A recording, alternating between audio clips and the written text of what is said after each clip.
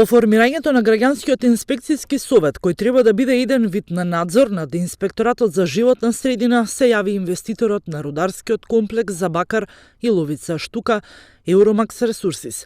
Компанијата објави став дека е подготвена за соработка и дека активно ќе биде вклучена во напредувањето на македонскиот граѓански сектор. За да обезбедиме транспарентност и отчетност, во неколку наврати предложивме да се формира постојано независно мониторинг тело, односно независна надзорна комисија, главно составена од представници на локалното население, локалните управи, граѓанскиот сектор и академските експерти.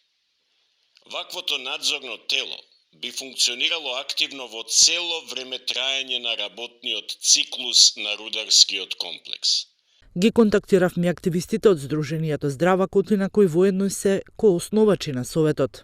Од Здрава Котлина велат дека ќе работат непрекинато и недискриминирачко гонење за загадувачите и јавно објавување на сите криминали и нерегуларности од институционален и неинституционален карактер.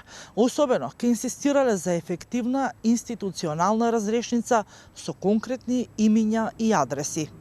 Во граѓанскиот инспекцијски совет се вклучени вкупно 26 здруженија. Целта на соработката е да се подобри имплементацијата на законите, но и да се зголеми капацитетот на институциите поради побрзо и поефикасно пронаоѓање и санкционирање на загадувачите на животната средина.